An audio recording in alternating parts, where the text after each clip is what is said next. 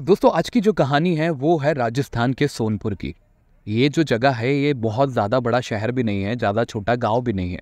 लेकिन दोस्तों इसके अंदर एक ऐसी घटना घटी जिसने पूरे गांव वालों को आज़ाद कर दिया। ये दोस्तों 20 साल पहले की कहानी है, जब इस गांव के अंदर कोई भी अपने घर की छतों पे जाकर के खड़ा नहीं होता था करवा चौथ की रात को। या तो वो चुपके चुपके ही अपनी करवा चौथ बना लिया करता था, या फिर वो अपने आंगन में अपने परिवार के साथ सबके साथ रह करके ही करवा चौथ बना पाता था।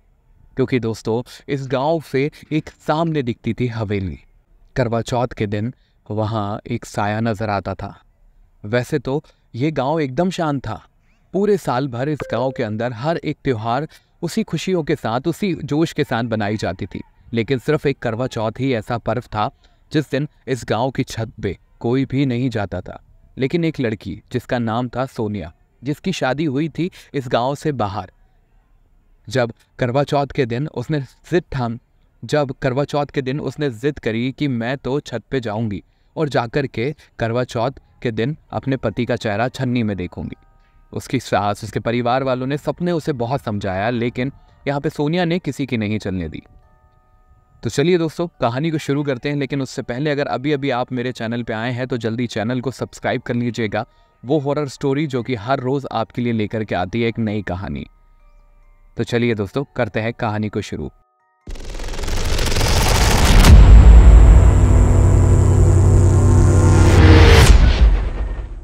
दोस्तों होता ऐसा है कि जब सोनिया ने ठान लिया होता है कि मैं तो छत पे जाऊंगी और करवा चौथ बनाऊंगी, यहाँ उसके पति ने भी साफ इनकार कर दिया था कि मैं छत पे नहीं आने वाला। और तुम्हें मैं अच्छे से समझा देता हूँ कि इस गांव में ये परंपरा सालों से चली आ रही है। लोग इस बात को मानते हैं, तुम भी इस बात को मानो। लेकिन सोनिया ने इस कहानी को या तो काल्पनिक माना था या बोला था ये किसी की मनगढ़ंत कहानी है। आप 20 साल से यहाँ पर हो, आपने कभी किसी को देखा? उसके पति ने बताया कि हाँ, हमने देखा है कि उस रात को जो भी अपनी छत के ऊपर करवा चौथ मनाता है या तो वो पागल हो जाता है या फिर उस इंसान का नामो निशान मिट जाता है इस दुनिया से। लेकिन सोनिया ने किसी की नहीं चलने दी। सोनिया के घर वालों को भी बहुत समझाने की कोशिश करी, इसके ससुराल वालों ने, लेकिन सोनिया थी कि अपनी जिद पे अड़ी हुई थी। उसने बोला कि मैं करवा चौथ तो छत पे जाकर के ही मनाऊंगी। मैं हर साल अपने घर पे देखती थी जहाँ बहुत सारी लेडीज आकर के एक साथ, सभी लोग साथ में आकर के इस करवा चौथ पर्व को मनाते थे। इस बार ये मेरी पहली करवा चौथ है। मैं भी छत पे जाऊंगी और उसी तरह से करवा चौथ बनाऊंगी जिस तरह से बचपन से मैं देखती आई हूँ। यहाँ सोनिया ने किसी की नहीं चलने दी। दोस्तों ऐसे ही वो दिन आ गया जिस दिन करवा चौथ थी। दिन के समय तो आप कहीं भी आ जा सकते थे, लेकिन रात को सभी लोग छत पे जाने से मना करते थे। और सोनिया ने किसी की नहीं सुनी। घर वालों ने छत पे ताला भी लगा दिया। सोनिया ने उस ताले को भी खोल दिया और उसके बाद छत पे जाकर के वो चांद को देखने लगी। जब वो चांद को देख ही रही थी, उसे हवेली की तरफ से आवाज आने लगी, आ जाओ आ जाओ। और जब ये आवाज उसे आई, उसकी नजर हवेली की तरफ गई। हालांकि ये हवेली बहुत दूर थी, लेकिन उस हवेली पे खड़ी हुई लाल कलर की साड़ी में वो लेडी एकदम साफ नजर आ रही थी। बहुत दूर होने के बावजूद भी मानो ऐसा लग रहा था जैसे वो बहुत ज्यादा दूर नहीं, वो पास में ही हो। यहाँ पे सोनिया ने किसी की बात नहीं सुनी थी। सोनिया छत से उतर के आई। उसके बाद उसने अपने पति का चेहरा जो है आंगन में जाकर के छन्नी में देखा। लेकिन रात को जब सोनिया सोने के लिए गई, जब पूरा परिवार सो गया, तब सोनिया अपने आप अपने बिस्तर से उठती है और उठ करके उस हवेली की तरफ चली जाती है जहां से वो आवाज आ रही थी। और सोनिया जब उस हवेली के पास जाती है, वहां जाकर के देखती है, यहाँ सोनिया का जो शरीर है वो एक तरीके से उस आत्मा के वश में आ चुका था। सोनिया को ज्यादा चीजें महसूस नहीं हो रही थी, लेकिन अंदर ही अंदर वो इन सब चीजों से डर रही थी, लेकिन कुछ बोल नहीं पा रही थी क्योंकि अभी वो उस आत्मा के कब्जे में थी। वहां जाने के बाद सोनिया से उसने पूछा कि तुम अपनी छत पे क्यों आई? तब सोनिया वापस से नॉर्मल हुई और जैसे ही उसने उस चुड़ैल को देखा, सोनिया की मानो वहीं सांसें रुक गई। सोनिया उससे पूछती है, मैं यहाँ कैसे आई? तब वो बोलती है, तुम्हें छत पे जाने का किसने बोला था? तुम्हें पता है ना इस गांव में कोई भी छत पे नहीं जाता, खास करके करवा चौथ की रात को। तब सोनिया उससे बोलती है कि मुझसे गलती हो गई, मुझे माफ कर दो। तब वो बोलती है, इस गलती की एक ही सजा है, अब तुम्हें भी मेरे साथ उसी दर्द को उठाना पड़ेगा जो मैं उठा रही हूँ। तब सोनिया उससे पूछती है, ऐसा कौन सा दर्द है? तब वो साया उसे अपनी कहानी सुनाता है। मैं और मेरा प्रेमी, हम दोनों एक दूसरे को बहुत प्यार करते थे। मैं मन ही मन उसे अपना पति मानती थी, लेकिन इस राजमहल में एक ऐसा व्यक्ति था जो राजा का एकदम खास था। वो चाहता था कि मैं उस व्यक्ति की ना हूं, बल्कि मैं उस बाल बहादुर के साथ रहूं, जो चाहता था कि मैं अपने प्रेमी को छोड़ करके उसकी हो जाऊं। लेकिन मुझे ये बिल्कुल मंजूर नहीं था। इसलिए उसने करवा चौथ की रात को ही हम दोनों को रंगे हाथ पकड़ा और मुझे और मेरे प्रेमी को दोनों को जिंदा दीवार में दफना दिया। मुझे जहां उसने उसी छत की दीवार पे दफनाया था और मेरे प्रेमी को उसने किले के पीछे वाले मैदान में नीचे दफना दिया था।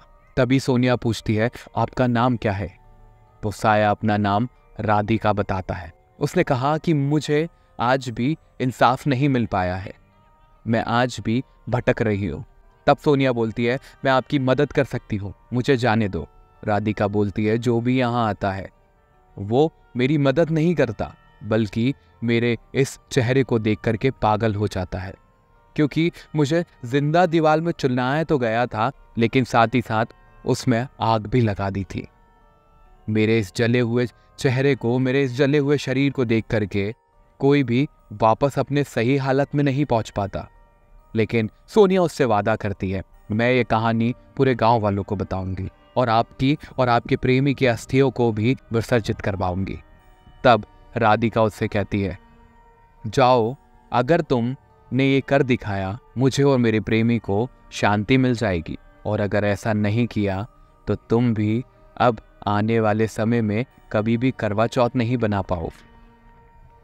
सोनिया तुरंत वहां से जाती है, अपने घर वालों को जगाती है, अपने पति को सारी बात बताती है। उसके पति, उसके घर वाले बोलते हैं, सुबह होने दो, गांव वालों को सबको एक जगह इकट्ठा करके ये बात हम सबके साथ साझा करेंगे। सुबह होते ही सभी लोग एक जगह इकट्ठा होते हैं और सोनिया ये कहानी सभी लोगों को बताती है। लेकिन किसी की हिम्मत नहीं थी कि वो उस महल के अंदर चली जाए। लेकिन जब सोनिया सबसे कहती है कि मुझे उसने ये कहानी सुनाई है और गांव की जितनी भी महिला वहां गई हैं जो पागल हो गई हैं, उन्हें भी उसने यही कहानी सुनाई थी, लेकिन उसका रूप देख करके वहां कोई भी पागल हो सकता था। ये तो भगवान का चमत्कार है कि मुझे कुछ भी नहीं हुआ। उसकी बात सुन करके कुछ गांव वाले वहां जाते हैं। जाकर के एग्जैक्ट उसी दीवार के अंदर कुछ अस्थियां मिलती हैं, जो कि कुछ जली हैं और कुछ टुकड़े बड़े हुए हैं। उसे वो वहां से एक सही पात्र में रखते हैं। उसके बाद वो जाते हैं उस जगह पे जहाँ पे उन्होंने उसके प्रेमी को गाड़ा था। वहां भी जाके उसकी अस्थियां निकालते हैं और पंडित को बुला के सही मंत्र के साथ उन अस्थियों को यहाँ पे विसर्जित कर दिया जाता है, जिससे उन दोनों की मुक्ति हो जाती है। और उसके बाद आज तक उस गांव में करवा चौथ के दिन हवेली में से कोई भी ऐसा साया नजर नहीं आया। अब हर कोई अपनी छत पे जा करके इन खुशियों को बखूबी बनाता है, जैसे कि पूरे देश में मनाया जाता है। दोस्तों, ये थी एक छोटी सी कहानी राधिका की। अगर आपके पास भी ऐसी कोई कहानी है तो आप मेरे YouTube चैनल पे ज़रूर से शेयर कर दीजिएगा। आप चाहे तो मुझे फर्स्ट कमेंट में उसे लिख सकते हैं या फिर मेरे मेल पे जाकर के अपनी कहानी बता सकते हैं। वो हॉरर स्टोरी जो हर रोज़ आपके लिए एक नई कहानी लेकर के आता है। कैसी लगी ये कहानी कमेंट में जाकर के ज़रूर बताइएगा। तब तक देखते रहिए वो हॉरर स्टोरी। जय श्री राम।